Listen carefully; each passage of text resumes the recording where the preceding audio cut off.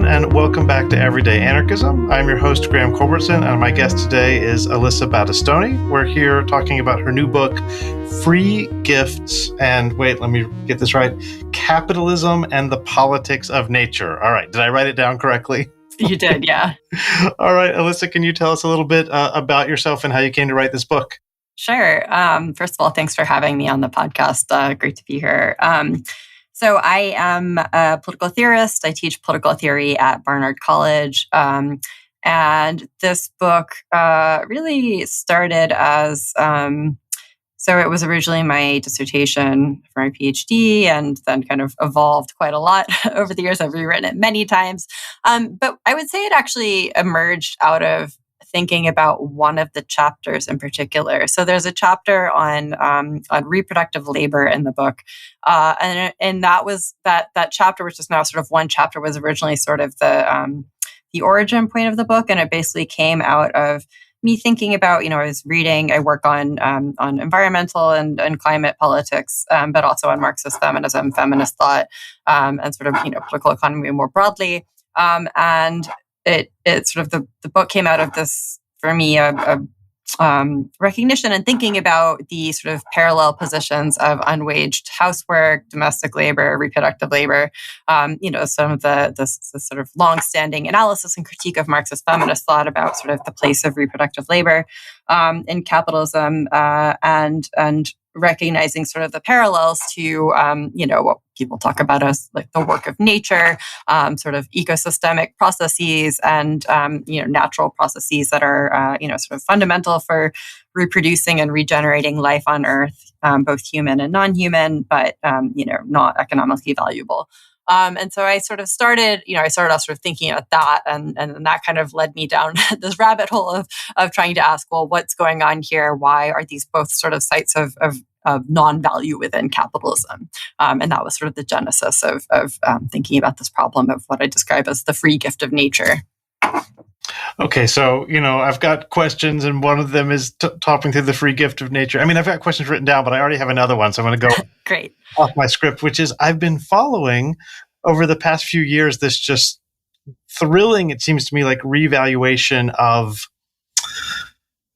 this progressive, or it's meant to be progressive, narrative that having children is destructive to the environment. That if you have kids, you're somehow unleashing this terrible force of destruction on the world, as if it's not the capitalist states and the corporate. Like, why is it that people seem to have glommed on, well-meaning left-leaning people will be castigating parents for destroying the world? Does this fit into the? I mean, I don't remember seeing this come up, but as you're talking about this idea, and I have so appreciated the people who have been writing recently against this idea that no, people who have children are not all possessed with this desire to destroy the world, but that's how it's talked about in some environmental circles. I feel like, okay, now I'm just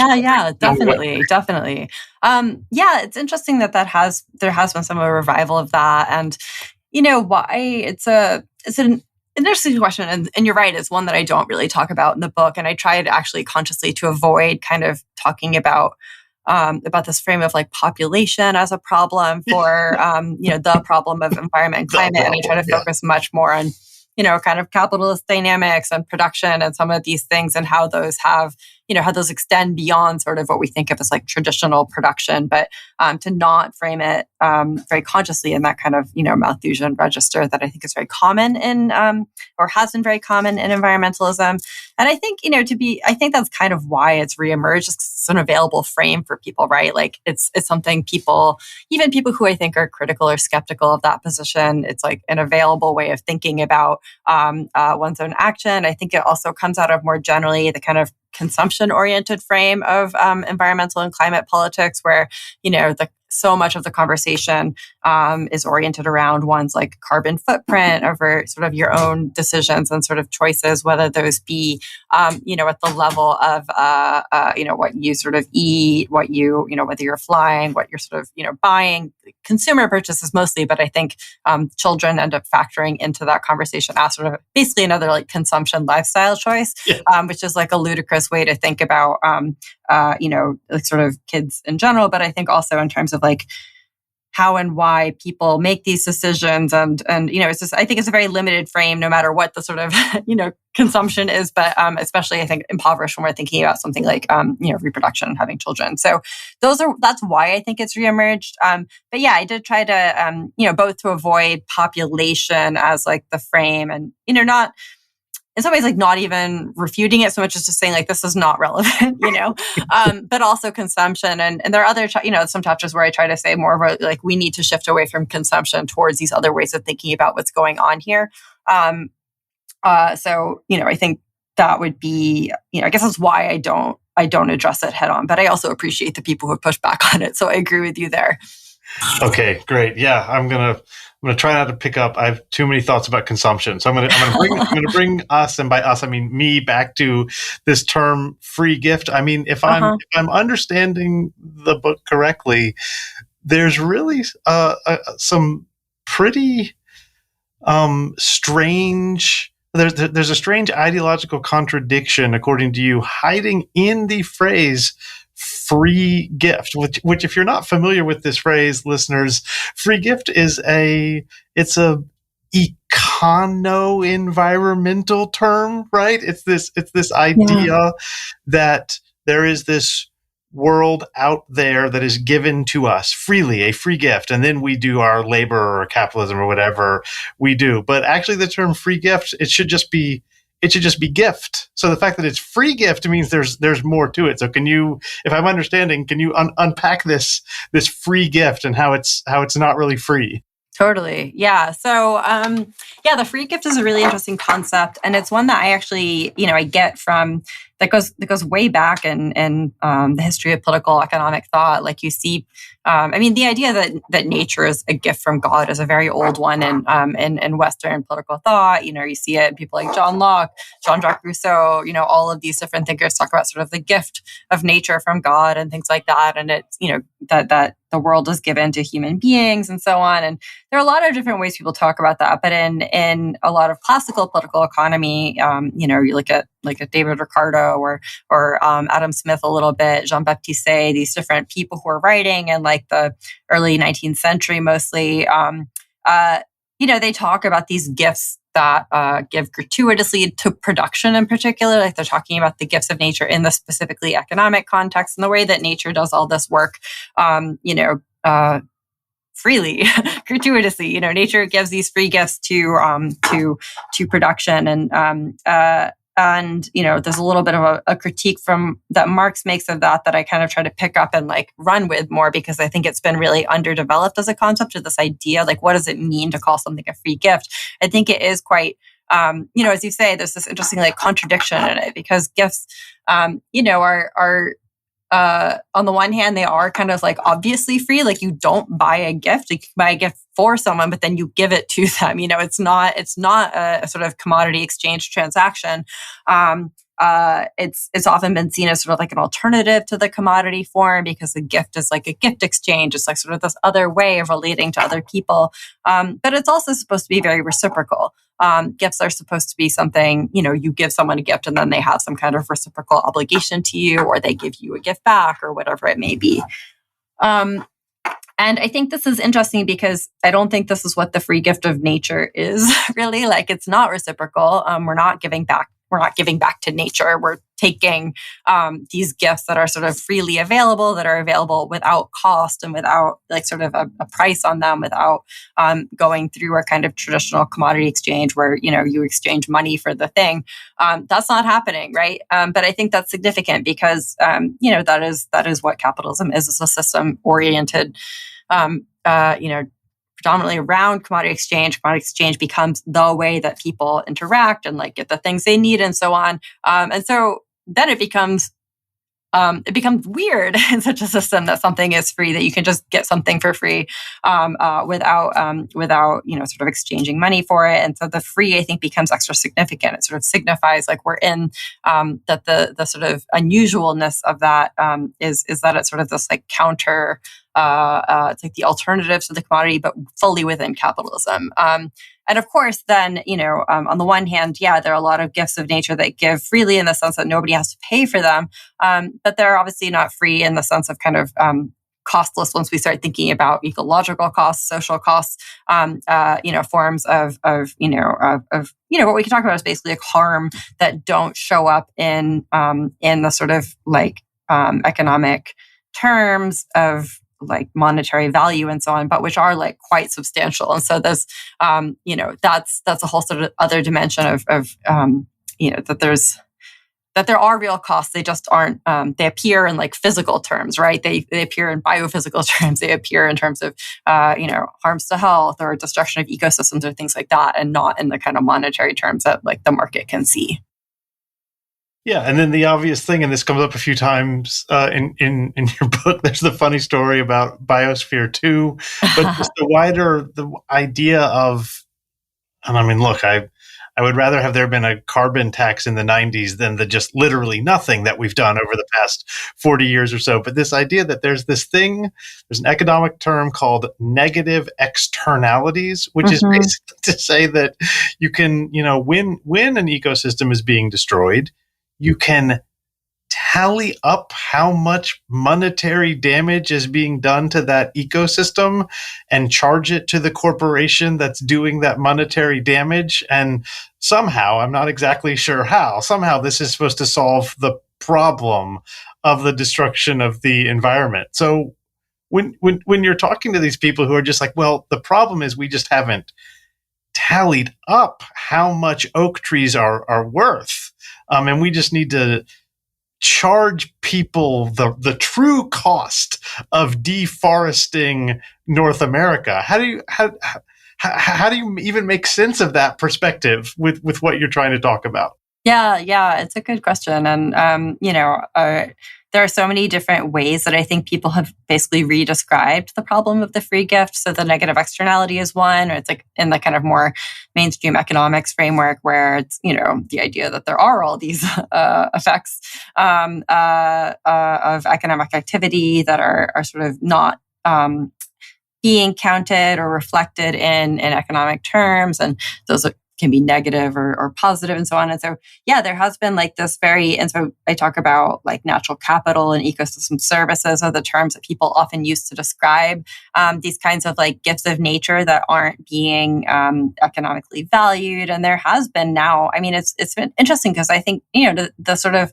idea that we should put a price on nature to save it, or that somehow like calculate the value of ecosystems that are like people recognize are doing all of this important work, but that's not being reflected or valued, has been around for a very long time now. It's been like 50 years or so since this idea came, like emerged and kind of has become increasingly mainstream since. And for the past 20 or 30, especially I feel like every like 10 years or so, there's like a big burst of enthusiasm around it. Like, it's like, oh, what we really need to do is just like value natural capital, value ecosystem services. More recently, it's been nature as an asset class is the way that people sometimes talk about it. But just like there's this like new realization that this is a problem. It's like not good that, forests are absorbing carbon and we're just chopping them down because that's completely economically like valueless.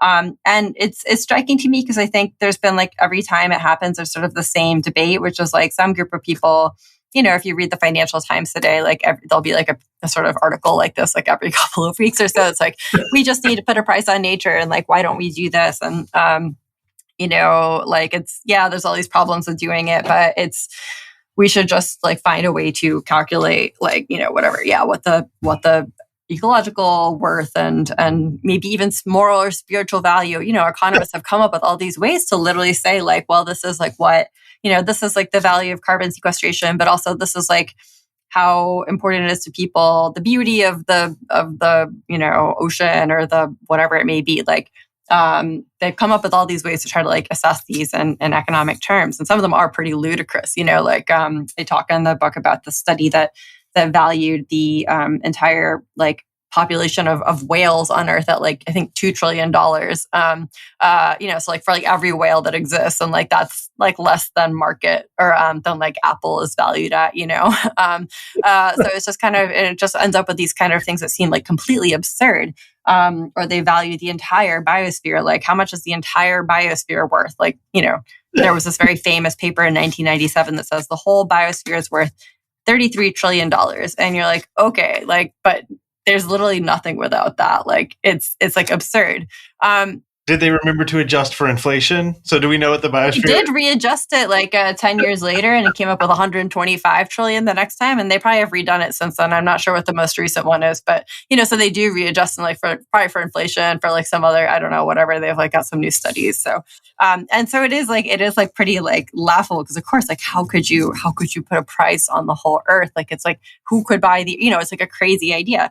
But I also think it's like, yeah, one of them will want to be buying the Earth or something. Sorry, I mean, I just feel like Musk or Bezos will like make $133 trillion offer for the Earth or something if we give them this valuation. Sorry, they probably would. But the thing is that I think that like there is something revealing about these, because a lot of the critique has been, either that there's something morally wrong with this, which I think, often think is compelling, or that there's like, it will make it possible to buy these things.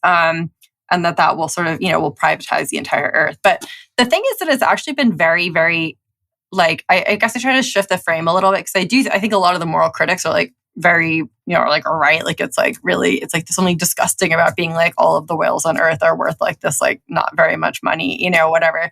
And it's like repugnant in a way. But I think the real thing that's, that you see when you look at this is like, it just hasn't happened they've been trying and trying, or like they keep talking about it. And that, ecosystem services remain valueless. Like, like the biosphere, we continue to treat like a basically like freely available gift. And it turns out to be actually very hard to make sort of like attach prices to and to commodify a lot of what makes our world work. That commodification, like, does keep hitting these limits of the problem basically I would say is like not that everything is being commodifying and brought within the orbit of sort of capitalism in that sense, but rather that it's just kind of being eroded because it's not a commodity. It's a free gift and it remains a free gift. And so then it doesn't count for anything in this broader system where the only measure of value is in commodity exchange. And so I think it's like, there's a way that I think sometimes when we talk about there's some like, and I think actually even in some of the if you look at some of these papers that are like, yeah, put a $33 trillion price tag on the Earth, like I think of them as actually being kind of like a wages for housework type move. Like they're supposed to show that this is really valuable stuff that's being unvalued. And they say later, well, we didn't really mean to like, we don't think you should buy the whole Earth. That is crazy. It's like they say it's an awareness raising exercise, right? And so it is kind of like the like wages for housework demand. Like the point is to say, like, look at all of this that's happening. Like this is we are trying to disclose something about capitalism, about the sort of worth of this work, all of these things, so we can kind of change the relationship there. I mean, they don't intend it to be as radical a project. They don't have like a real politics behind it, but I think that sort of the impulse is that move to sort of like show people what is so important about these ecosystems.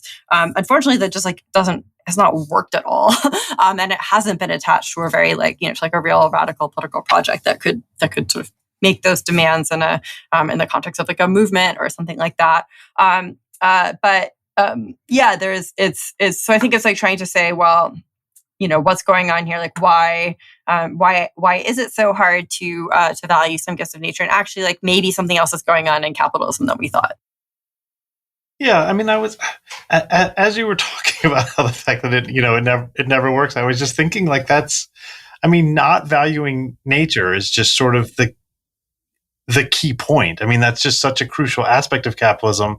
But I was also thinking, there was a wonderful passage in Yanis Varoufakis's new book, where he talks about, describing capitalism to his father, and he says basically like, and he's doing a reading of Marx, and he says, the labor that a worker does, the labor that the capitalist or that the employer is purchasing in a sort of like work to rule, or within like the framework of the contract, isn't enough. It wouldn't be good enough. In fact, it's the spark of creativity and drive and love that the worker puts into the work that the capitalist extracts as profit, even as the capitalist claims that this thing does not exist. This thing, this spark has no value.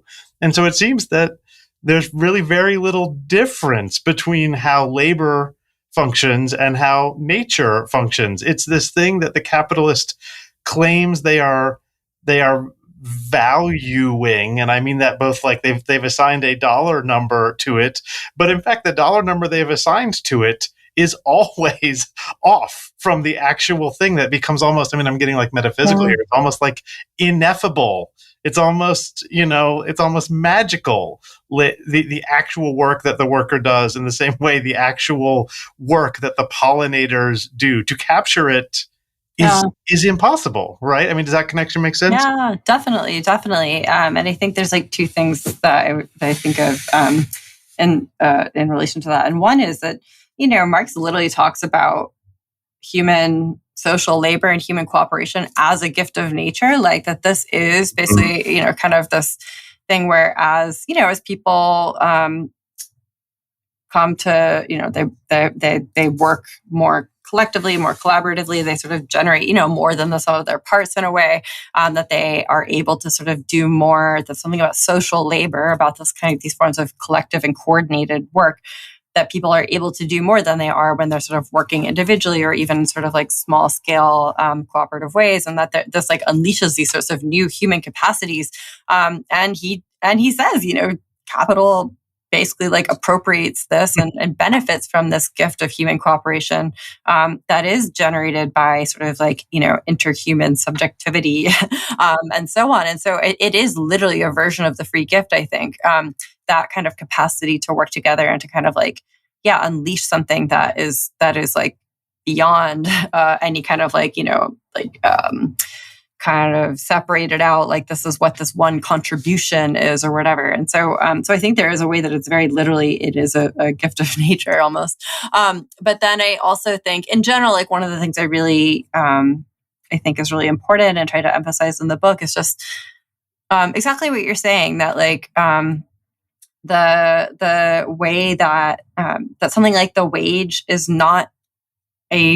does not value labor as we think it ought to value labor, like that, like prices do not represent like the worth of things in the way that we might think that like moral or ethical value exists, and that we need to like constantly interrogate and identify the gap between like the price of something, including the price of labor and like the wage of labor, and what that work is really worth. And that actually like these places, there's some places where it's really apparent. And I think reproductive labor is one of them, where there's like, how is this labor so incredibly socially valuable, but like completely economically unvalued in many ways?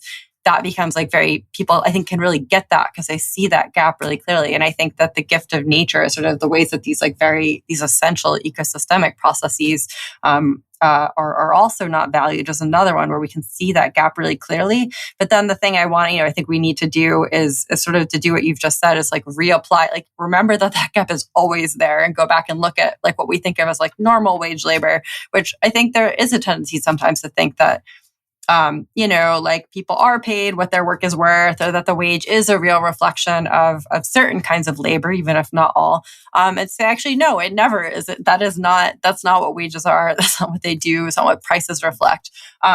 They are, that if we want to think about what we think, actually the actual value or contribution of these things are to our sort of like desired social world, we should not be looking at what they're being paid, and that can maybe like kind of open up a critique of capitalism and capital's value more broadly.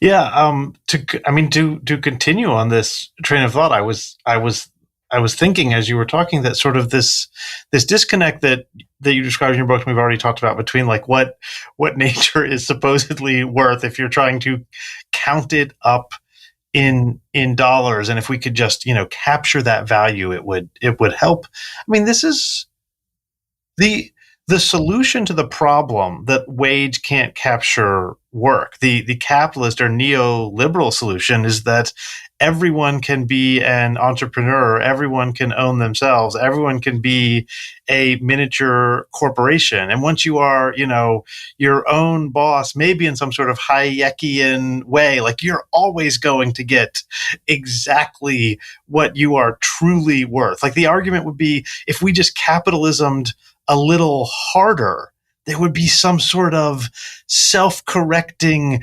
thermostatic mechanism by which everyone's labor and the natural world would be truly valued correctly. And that is just a fucking nonsense fantasy. We know it's a fantasy in human labor, and it's just a fantasy also with the natural world. Yeah, absolutely. I think that is really well put, and it is. I do think that's very much part of this vision of that kind of, again, like incorporating ecosystems into the price system, like putting prices on everything, kind of assigning property rights and everything, assigning property rights in every element of nature, in pollution, and like all of these kinds of things. And it does become pretty ludicrous. Like again, like it's like this idea that you could somehow, capture the entirety of our planet, like all of these processes, some of which we don't even understand or know exist, and that those could all somehow be kind of integrated into a system of price where there's like almost like a one-to-one of like, prices to like carbon molecules. It's like, it is actually like really, it's like utopian and like in a pejorative way, right? Where it's like this idea that is like completely, it's not, it's like not actually plausible at all. It's like a really, even leaving aside the desirability, which I also think it's undesirable for many reasons, but it's like actually not conceivable. And for it to work would also, I think the other thing is, for it to work would require an unbelievable amount of like state action and intervention. So even the kind of idea that like the market could just kind of do this and self-correct is really a fantasy, because,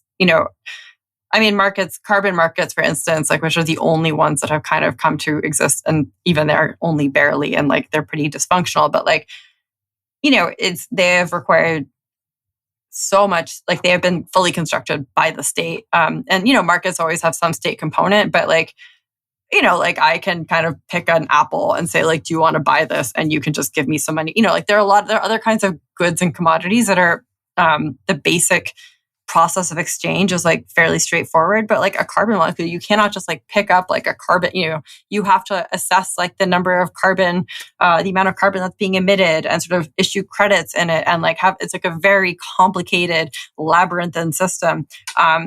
And so at some point you're like, why would we use the state to construct this like, unbelievably complicated and like overwhelming system of to like make everything integrated into the market? Like, why would that be the best way forward? Even if you didn't have a critique also of the ways that I think then we think about markets and sort of like the power relations that obtain within markets and within class societies, that like, again, the sort of that do structure the cost of things, and but certainly of human labor, but I think also of like what people are willing to tolerate in terms of pollution levels and things like that. That it's never going to be like an apolitical value. It's going to be always informed by these sorts of social relations that I do think are like fundamental to capitalism as a system. But even if so, like there's both this like level in which I think it's like normatively very bad, but also just like completely it will not happen. So, yeah, I mean, I think utopian is the right word, and that's something. I mean, I endlessly have arguments with people about Hayek, because I read Hayek and I'm just like, this this sounds great. I want to live in the world that Hayek describes. And so the people who, or maybe they're just older, they've hated Hayek for longer than me, and they know that to like Hayek is to like Thatcher and Pinochet. And I think your critiques of Hayek in this book are dead on. But I just want to say there's this Hayek, and when Jonathan Ray wrote about Hayek, he described him as like, he could have been an anarchist, He ended up an authoritarian. But if you take Hayek's ideas, then it's like, oh yeah, everyone can just get what they're truly worth and be free and make their choices. And I have conversations with progressives, and they're just like, this is fucking terrible. And I'm like, no, this is great. The world he's describing is great. The problem is it does not exist, and contracts and capitalism will not bring it about. And that's what I think people can't understand. If you don't read Hayek. Yeah, sorry, go ahead. Oh, no, I actually totally agree with you. Like, I think, Hayek is so, there's a lot of complicated things around Hayek, but I actually agree with that basic impulse, which is why I'm like almost trying to recover, not Hayek, but like I have this, one of the arguments is like, that we should recover like this kind of idea of like freedom of choice as like a value of the left, and like I try to do that through Sartre and existentialism. But I do think there's something very compelling about this idea that both that you that your choices, your freely made choices are matter. Like they reflect something very fundamental about what you want in your life, and these things that Hayek says that you should kind of be free to make the decisions about like your commitments in your life and things like that. I find very compelling and I think are true. I do think the problem is both that I think the problem is like the both the utopianism versus view of the market, but also the ways that the market I think actually very limits our ability to make those decisions in real ways. Like I think it's actually very hard to make choices in the market that reflect that kind of reflect one's broader commitments or choices about what the world you want to live in are, other than beyond the kind of very, very basic level of like, I want to consume X or Y good. And so there's something that I think I try to kind of use almost like Hayek against Hayek, or like kind of the this impulse that I find compelling, and say like, well, I don't think that markets can deliver this even on even what you say you want. So how can we is there a way to recover some of that and point it in a different direction? And I do think, I hope there is, and, try to sort of to say, why I think that's valuable. But it's also interesting because even Hayek, is in some ways less of a fault, even Hayek will say things like, well, yeah, I guess maybe the state needs to deal with these problems of sometimes of pollution or of deforestation that's really from certain kinds of agriculture. He'll actually he hates the state, but occasionally he's like, the market's not very good at this thing. Maybe the state needs to come in. And then some of these little instances are they're very aside. He doesn't go into this little detail. It's a little aside somewhere. But those instances turn out to be actually when we're thinking on the level of something like climate change or biodiversity loss or things that are planetary ecosystemic crises, actually are a wedge into much, much more of a kind of role for a whether it's a state or some kind of collectively functioning body than Hayek would permit. And he basically recognizes that there are some limits to the market that then later thinkers actually go beyond Hayek. Even there's some neoliberal ecology people who I think are no, property rights all the way down and the market can solve it all the way down. But Hayek himself is kind of maybe not. So that's, I think, quite interesting. Yeah. Hayek says, you can have kind of a welfare state. You just got to be careful that it doesn't become serfdom. Hayek,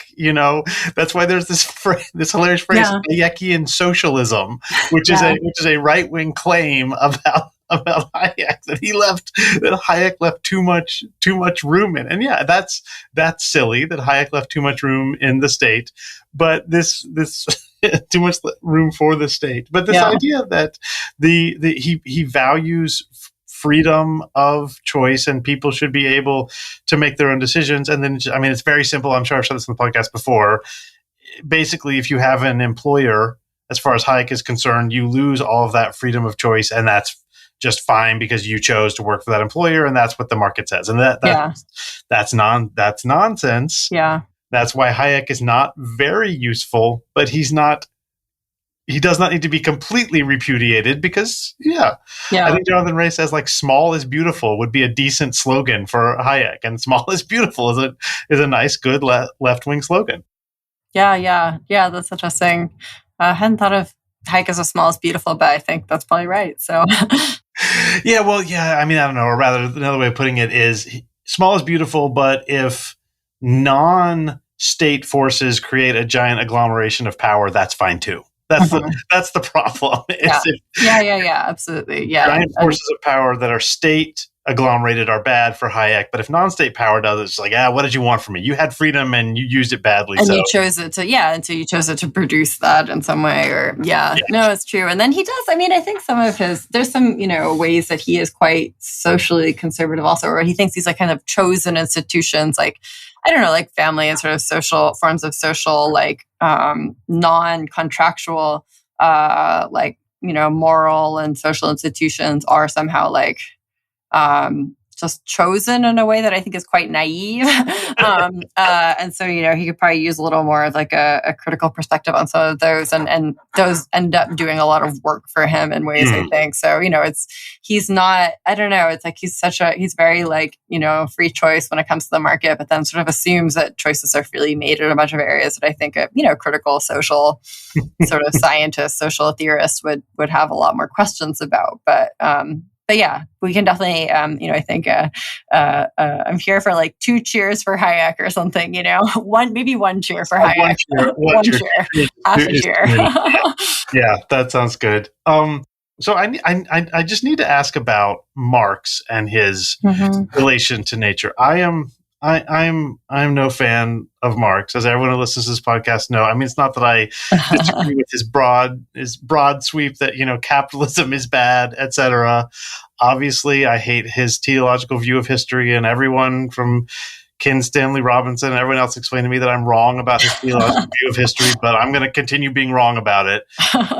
But the other thing that I think, according to you, I'm wrong about is that I have always viewed Marx as glorifying in the domination of nature by the bourgeois, and he is just excited for the working classes to do that same domination. And then I was just explaining to my students that I don't know if you know the South Park meme that's like step 1, steal the socks, step 2, question mark, step 3, profit. I read Marx as like step 1, subjugate nature really hard. Step 2, question mark, step 3, stateless utopia. And so this claim that I'm sure he makes here and there that we shouldn't subjugate nature, and also he claims that we shouldn't have a state and all this stuff, all that stuff seems to me in the question mark. Yeah, totally. The step 1 part seems to be really like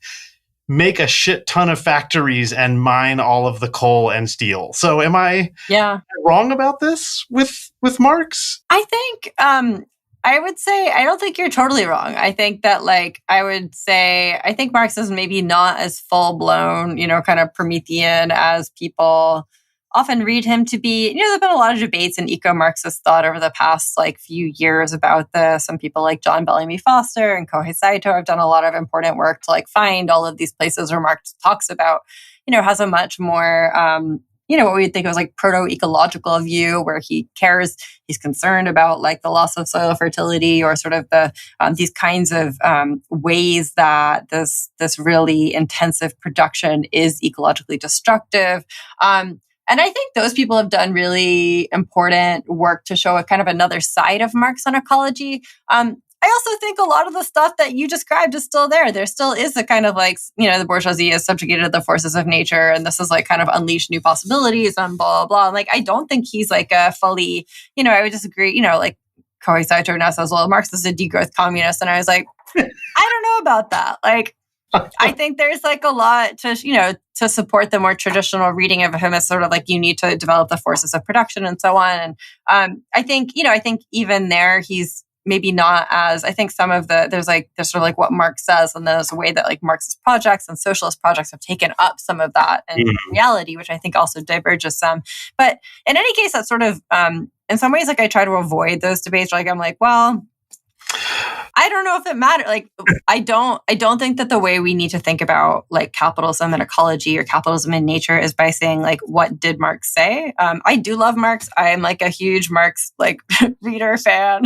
I find Marx incredibly useful, but I don't think that means like going to him and being like, oh, well, Marx said this about nature, and that means that is correct, or like that's what the eco-socialist program is. And I sometimes find it a bit baffling when people just want to kind of like constantly do this like exegesis, argue like, what did Marx really say? Like, I don't know, like maybe that's helpful, but it's only really helpful if it helps us understand like how capitalism is treating nature. And so I actually try to kind of just like bracket some of that stuff and say like, well, you know, it's not so much what he says about like ecology. It's how can we use the way he analyzes and thinks about the commodity and like sort of the core features of capitalism, the commodity and like human labor and these things, like how do we look at basically the flip side of those, and like, which would be in my view, the free gift of nature as the kind of like flip of the commodity, or like the inverse of the commodity in a way.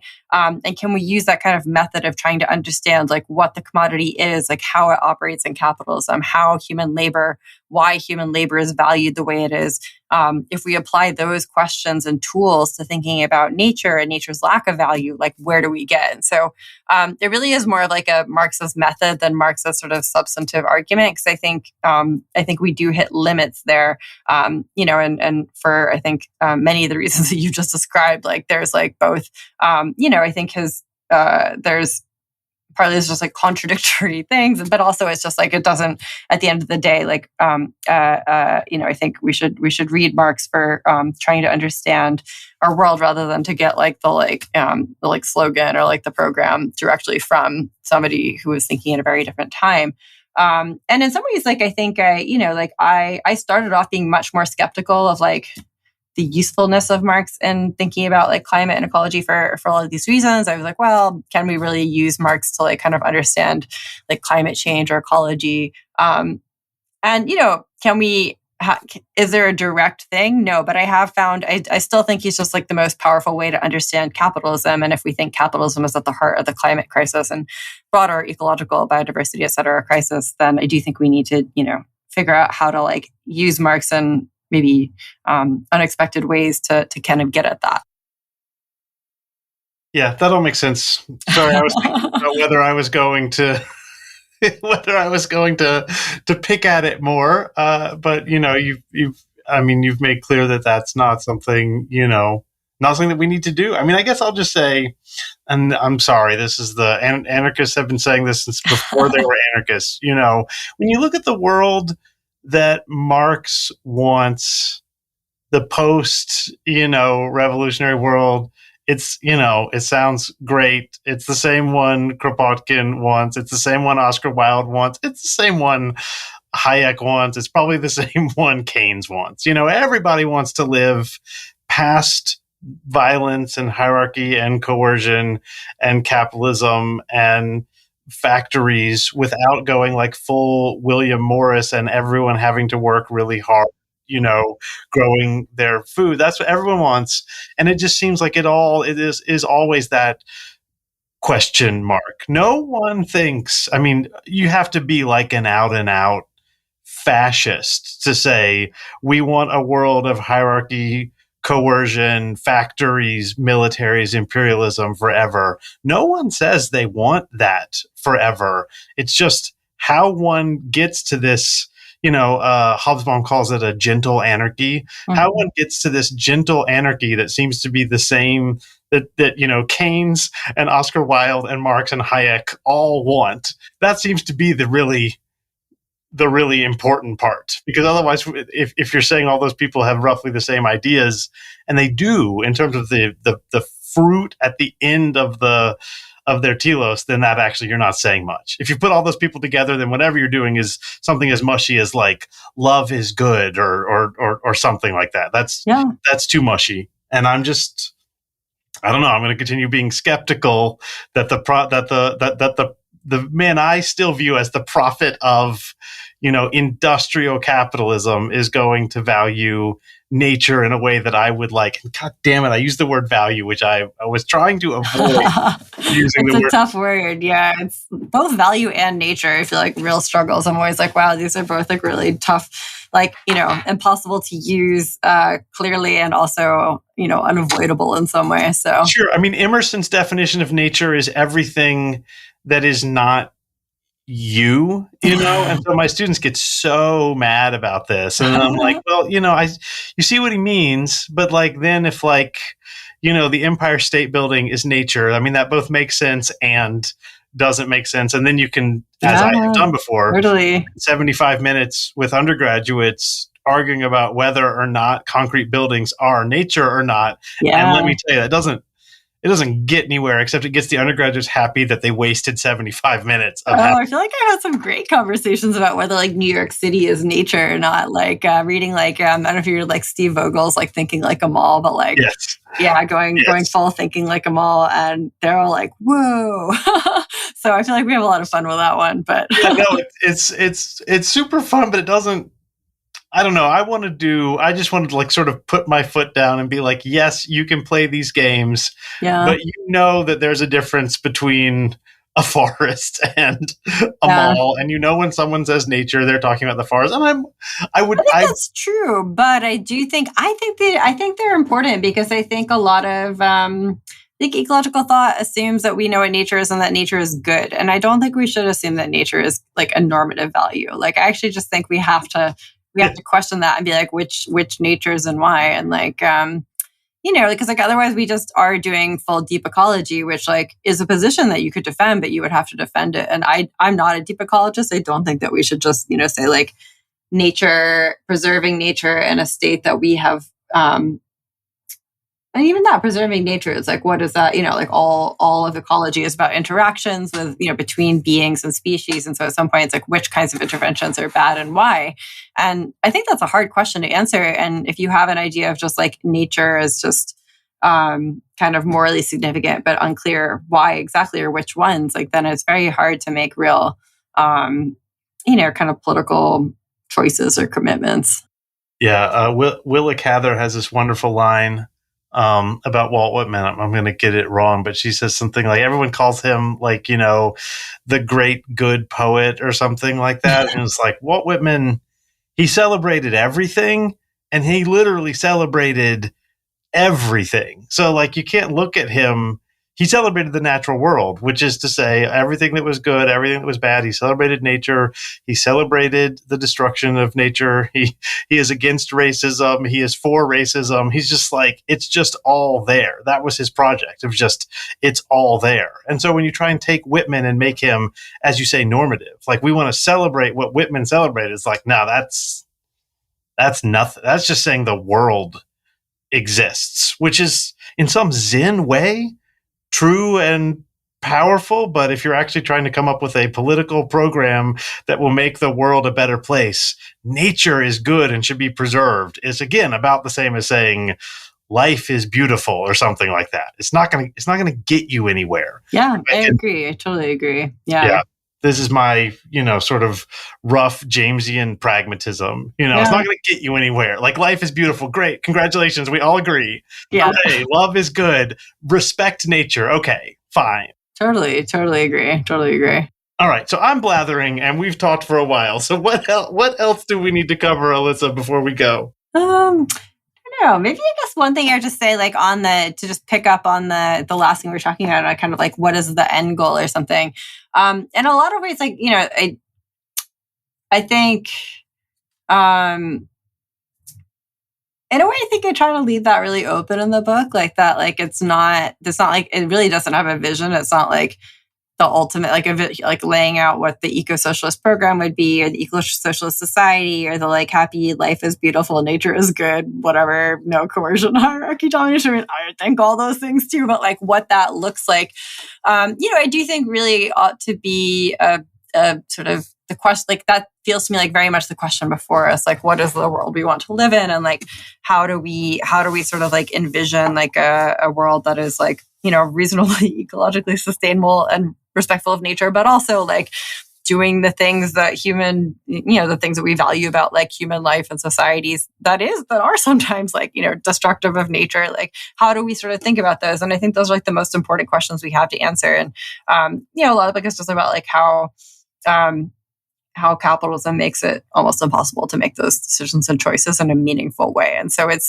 is, a critique more in that sense, more than kind of like a program. And, I think sometimes people are like, I think it's with like climate, especially, is like, well, we need like a program, we need a vision. I do think we need those things and try to do that and other stuff. But I just feel like really recognizing the ways that we will like are really fundamentally limited, and to go back to the theme of freedom, that we are our freedom to make those real choices and commitments, and again, like a freedom of choice about like what the end goal is, what the world we want to live in is, is not enabled by but limited by capitalism is really important. And then then the real interesting problems start, I think, when we're no longer kind of like compelled by like needing to like labor and produce and sort of generate value and all of these things. Then we have like a bunch more interesting questions on the table. But right now I feel like most of those are sort of, they're questions that that you can argue about in moral philosophy, but they, as you say, don't get us anywhere. Yeah. And the road that people are most likely to want to go down when you say we need to talk about valuing nature is precisely the one that we started with. I think maybe we spent the most time on this neoliberal let's slap a dollar sign on it. And I think you've done an excellent job of showing that. I mean, really how absurd that can be, honestly. Thank you. I mean, I think this is great. I think this is good for me. Any final words? Nothing I can think of. It's been really fun to talk. All right, I'll say we did a good job then. Thank you so much. Oh, thank you so much.